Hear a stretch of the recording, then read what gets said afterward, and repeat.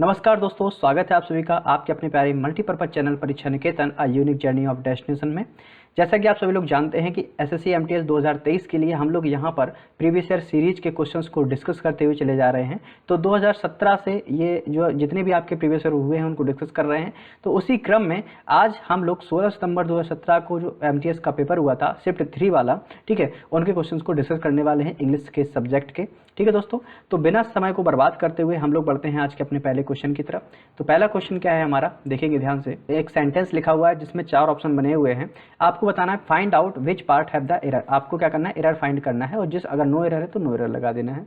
क्या लिखा है, our specialist school is home to children with different intellectual abilities. अब यहाँ पर आप ध्यान से देखेंगे, स्कूल क्या है, एक प्रकार का नाउन है, ठीक है, और नाउन के आगे अगर कोई वर्ड लगा है वो क्या होता है, एडजेक्टिव होता है, क्योंकि जो एडजेक्टिव होते हैं वो नाउन की क्या होते हैं, क्वालिटी बताते हैं। अब आवर स्पेशलिस्ट, स्पेशलिस्ट का मतलब होता है कोई इंसान, ठीक है, जैसे कहते हैं आंखों का स्पेशलिस्ट होता है, ठीक है, आपका ब्रेन का स्पेशलिस्ट होता है, हार्ट का स्पेशलिस्ट होता है, हार्ट के स्पेशलिस्ट को कार्डियोलॉजिस्ट कहते हैं। तो पर्सन के लिए तो स्पेशलिस्ट वर्ड आता है, लेकिन स्कूल क्या है, ये नॉन लिविंग थिंग है, तो यहाँ पे स्पेशलिस्ट ना होकर के क्या होगा, स्पेशल होगा। तो क्या होगा, स्पेशल। तो इसी पार्ट में एरर है, तो यहाँ पे करेक्ट होना क्या चाहिए था, अवर स्पेशल स्कूल, ठीक है, ये होना चाहिए था। तो फर्स्ट ऑप्शन हमारा करेक्ट हो जाएगा। ठीक है दोस्तों, पढ़ते हैं नेक्स्ट क्वेश्चन नंबर 2 की ओर। क्वेश्चन नंबर 2 में भी आपको सेम काम करना है। यहाँ पर क्या लिखा हुआ है, you can control them by setting A maximum limit for each one will. मतलब आप क्या कर सकते हैं, कंट्रोल कर सकते हैं एक लिमिट लगा करके। अगर आप क्या करते हैं, हर विल में एक लिमिट सेट कर दें। लेकिन यहाँ पर देखो ईच क्या लिखा हुआ है, ईच, ईच का मतलब भी क्या होता है, प्रत्येक, मतलब हर एक, और वन, वन का मतलब भी क्या होता है, प्रत्येक।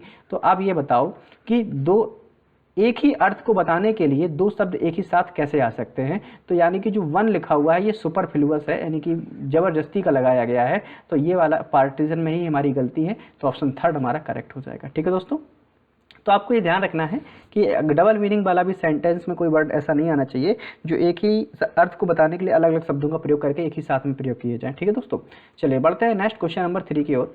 यहाँ पे आपको सामने क्या करना है, फिल करना है। यहाँ पे क्या लिखा है, his teacher dash an explanation of his conduct. अब यहाँ पे आपको 3 फ्रेजेस दिए गए हैं, इनमें से आपको करेक्ट फ्रेज भरना है। ठीक है, अब अगर आप अर्थ निकालेंगे, जो कॉल्ड अप होता है, इसका मतलब क्या होता है, to call someone on the phone.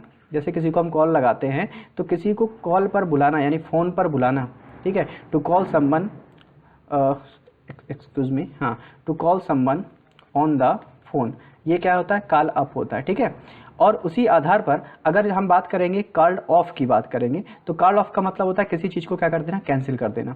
ठीक है, अब यहाँ पे अर्थ देखो, उसकी टीचर ने उसको किसके लिए बुलाया, an given explanation of his conduct, जो उसने किया उसका एक्सप्लेन करने के लिए उसको बुलाया है। तो यहाँ पे कॉल्ड फॉर का प्रयोग किया था, किसी रीजन को बताने के लिए अगर किसी को बुलाया जा रहा है तो कॉल्ड फॉर आएगा, यानी ऑप्शन बी हमारा क्या हो जाएगा, करेक्ट हो जाएगा। ठीक है दोस्तों, बढ़ते हैं नेक्स्ट क्वेश्चन नंबर 4 की ओर। देखेंगे क्वेश्चन नंबर 4 क्या है। यहाँ पर भी आपको करेक्ट फिल करना है। तो put your signature dash red ink. तो थ्रो का मतलब होता है किसी चीज़ से होकर गुजरना, जैसे कह सकते हैं कि शिकारी जंगल से होकर गुजर रहे हैं। ठीक है, तो यहाँ पे थ्रो का प्रयोग करेंगे, लेकिन कहीं जो इंक है इसमें किसी से होकर तो नहीं गुजरा जाएगा। ठीक है, विथ का मतलब होता है किसी पर्सन के साथ, ठीक है, बाय का मतलब होता है किसी पर्सन के द्वारा, और रेड इंक इसके साथ हमेशा इनका प्रयोग किया जाता है, ये आप याद कर सकते हैं। कभी भी अगर आपके सामने लिखा हुआ रेड इंक तो इसके साथ जो प्रीपोजिशन आएगी वो कौन सी आएगी, इन आएगी। तो इस आधार पर ऑप्शन सेकंड हमारा करेक्ट हो जाएगा। बढ़ते हैं नेक्स्ट क्वेश्चन नंबर 5 की ओर। देखिए क्या है, यहाँ पर आपको करना है select the one which best express. तो यानी कि बेस्ट एक्सप्रेस का मतलब आपको क्या फाइंड करना है, सिनोनिम फाइंड करना है। तो एक्सटिंक्ट का मतलब क्या होता है, एक्सटिंक्ट का मतलब होता है विलुप्त हो जाना। क्या हो जाना, विलुप्त। जैसे कि बहुत सारी जो प्रजातियां हैं वो एक्सटिंक्ट होती चली जा रही हैं, विलुप्त होती चली जा रही हैं। तो अलाइव का मतलब होता है जिंदा, ये तो होगा नहीं। लिविंग का मतलब है जिंदा, ये भी नहीं होगा। एग्जिस्ट का मतलब होता है किसी चीज़ का होना, ये भी नहीं होगा। जो एवोल्यूशन लिखा हुआ है इसका मतलब होता है समाप्त हो जाना पूर्णतः।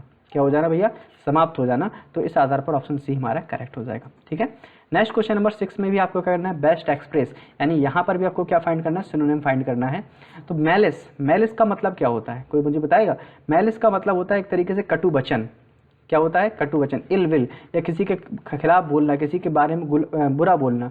तो इसका सिनोनिम फ्रेंडली हो नहीं सकता, काइंड हो नहीं सकता, थॉटफुल ये भी नहीं हो सकता, बिटरनेस। यही होता है आपका एक नेगेटिव वर्ड जो यहाँ पे प्रयोग में लाया जाएगा, ऑप्शन सी। ठीक है, नेक्स्ट क्वेश्चन नंबर 7 में क्या फाइंड करना है आपको, विच बेस्ट एक्सप्रेस, यानी यहाँ पर भी हमको फाइंड करना है सिनोनिम्स। ठीक है, तो ये लिखा हुआ है सस्टेन। सस्टेन का मतलब क्या होता है, जैसे आपने सुना होगा जीके में एक टर्म आता है सस्टेनेबल डेवलपमेंट, यानी सतत विकास।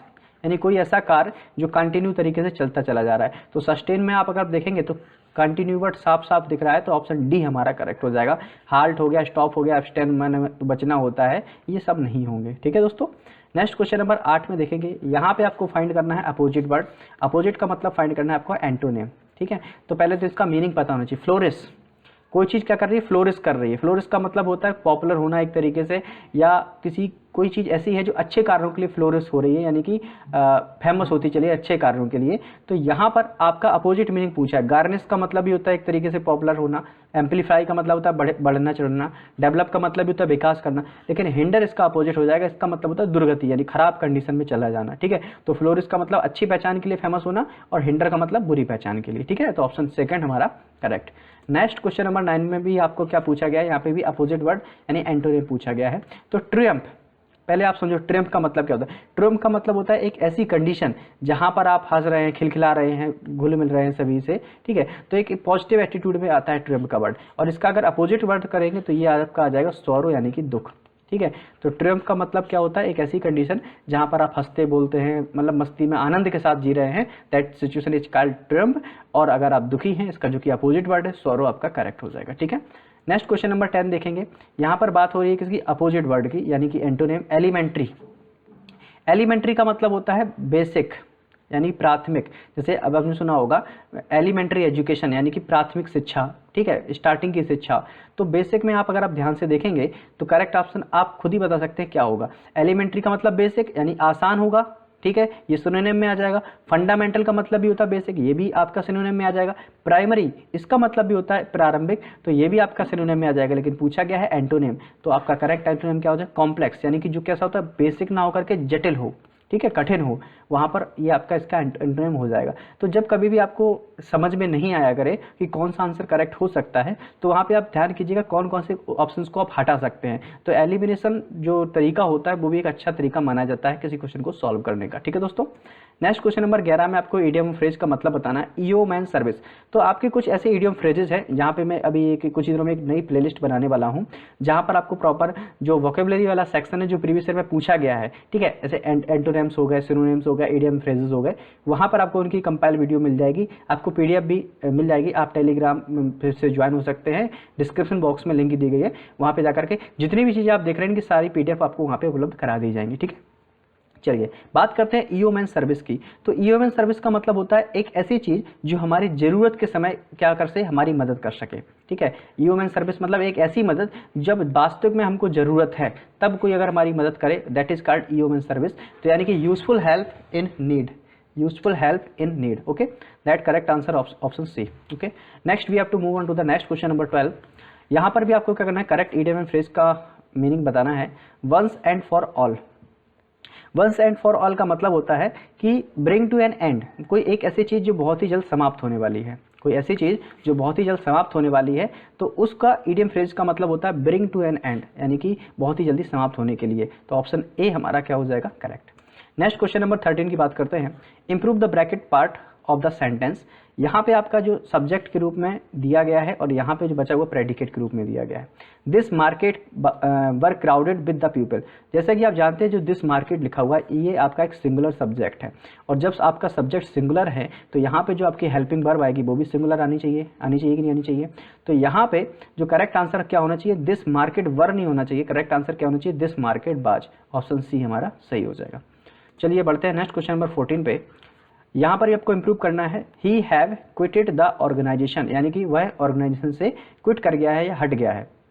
अगर आप ध्यान से देखेंगे ही क्या है, सिंगुलर सब्जेक्ट है, तो इसका मतलब यहाँ पर हैव तो किसी भी हालत में नहीं आएगा, या तो आपका हैज़ आएगा, लेकिन अगर हम परफेक्ट की बात करेंगे, पास्ट परफेक्ट सेंटेंस की टेंस की, तो वहाँ पे हैड आ सकता है।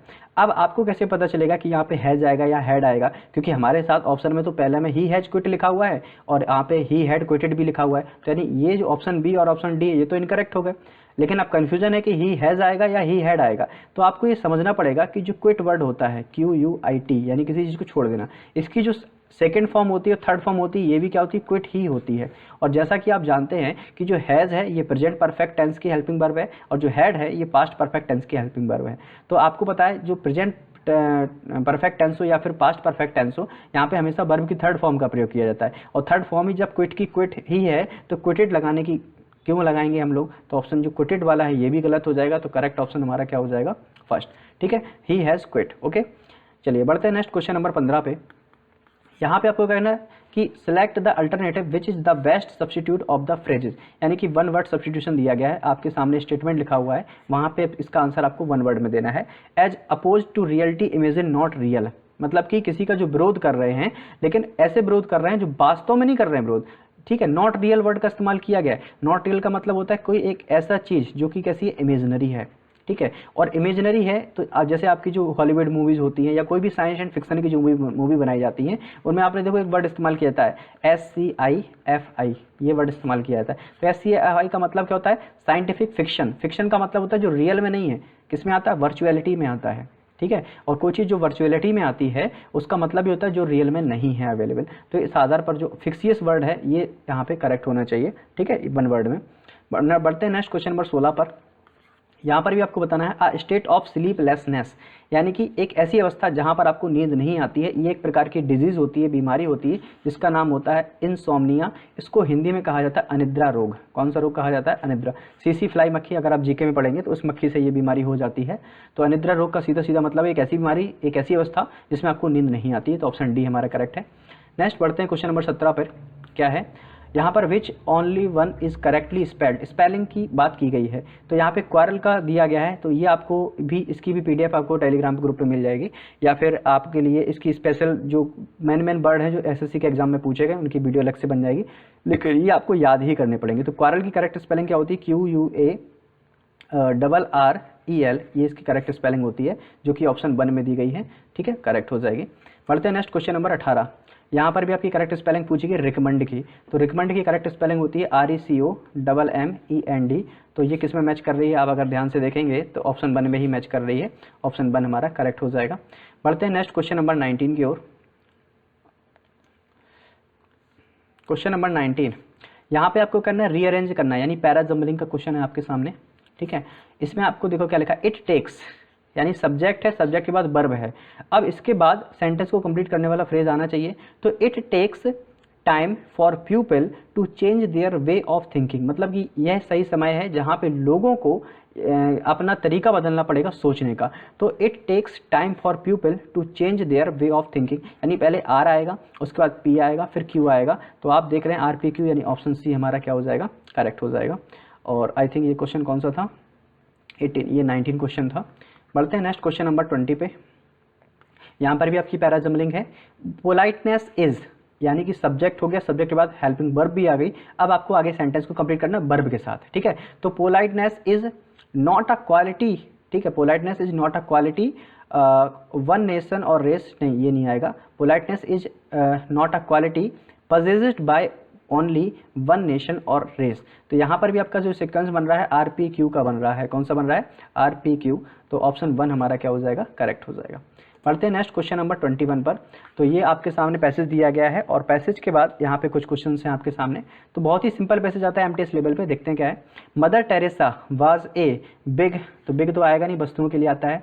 ब्यूटीफुल, तो आप अगर आप देखेंगे यहाँ पे जो मदर टेरेसा का नाम सबने सुना है, जो कि एक समाज सेविका थी। तो ब्यूटीफुल वर्ड इसके लिए इस्तेमाल नहीं किया। फेयर, गोरा, इसका भी इस्तेमाल नहीं होगा। वो एक महान महिला थी, तो ग्रेट हमारा क्या हो जाएगा, करेक्ट आंसर हो जाएगा। तो Mother Teresa was a great women. ठीक है, and famous as one women one mission who had taken a big step to change the, उसने किसको चेंज किया, पूरे यूनिवर्स।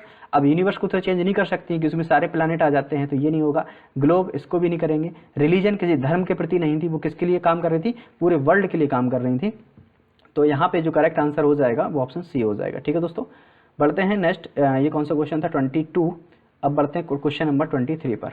देखें क्या है, सी केम टू, वो कहाँ से बिलोंग करती थी, तो सी केम। अब यहाँ पे आपने देखा होगा जो बड़ी सिटीज होती हैं वहाँ पे लिए कभी कभी हम इन का प्रयोग करते हैं, छोटे गांव होते हैं वहाँ पे हम एट का प्रयोग करते हैं। ठीक है, लेकिन आपको ध्यान से देखना पड़ेगा यहाँ पे अर्थ क्या निकल रहा है। अर्थ यहाँ पे निकल रहा है सी केम। ठीक है, वो आई कहाँ पर आई, कोलकाता में। और जब कोई व्यक्ति एक स्थान से दूसरे स्थान पर जाता है तो वहाँ पे किसका प्रयोग करते हैं, टू का प्रयोग करते हैं। जैसे लिख दिया Ram go to school, Ram go, जैसे मैंने कहा राम उड़े गया, राम गो टू कानपुर, ये लिख दिया मैंने। या आप बताओ Ram go to Kanpur correct होगा या होगा राम गो इन कानपुर, ये होगा। तो अगर किसी स्थान पर जाने की बात हो रही तो वहाँ पे इनका प्रयोग नहीं करेंगे, वहाँ पे किसका प्रयोग करेंगे, टू का प्रयोग करेंगे। तो इस आधार पर ऑप्शन 1 हमारा क्या हो जाएगा, करेक्ट हो जाएगा। बढ़ते हैं नेक्स्ट क्वेश्चन नंबर 24 पर। ठीक है, आगे क्या लिखा हुआ है, when she was just 18 years old and continued. अब यहाँ पे देखो अपोस्ट्रॉफी एस, ये आपकी किसकी रह है, नाउन की रह है। तो हेयर्स इसका मतलब होता है यहाँ, HERE स्पेलिंग होती है, यानी ये तो होगा नहीं। देयर, लेकिन लेडी है तो देयर क्या होता है, दे का पॉजिटिव केस होता है देयर, तो ये भी नहीं होगा। और जो अवर होता है ये बी का पॉजिटिव केस होता है, यानी ये भी नहीं होगा। तो यहाँ पे वो लेडी थी सी, और सी का पॉजिटिव केस क्या होता है, हर होगा। तो यहाँ पे क्या हो जाएगा, हर लाइफ हो जाएगा। ओके, बढ़ते हैं आज के लास्ट क्वेश्चन नंबर 25 पर। क्या लिखा हुआ है, she had helped a lot of the poor people of Kolkata. ठीक है, जो किससे सफ़र कर रहे थे, एंजॉय, ये तो कोई व्यक्ति यार लेप्रोसी, जो कि इसको हिंदी मतलब होता है कुष्ठ रोग। ठीक है, ये जो बीमारी होती है, अब कोई बीमार है, कोई रोग से बीमार है, तो उससे को एंजॉय करेगा, नहीं करेगा। ठीक है, उसकी केयरिंग होगी, नहीं। कंटेनिंग होगा, नहीं। ही जो सफ़र कर रहे थे, सफ़र का मतलब होता है ग्रसित, क्या होता है, ग्रसित। तो she had helped a lot of the pure people of Kolkata, ठीक है, who had suffering from leprosy. Okay दोस्तों, तो ये हमने पूरे 25 क्वेश्चंस को देखे हैं। तो आई थिंक आप लोग को सारे क्वेश्चन का जो पैटर्न है वो समझ में आ गया होगा। मिलते हैं हम लोग अपनी नई वीडियो में, आप लोग अपनी तैयारी जारी रखें। Thank you.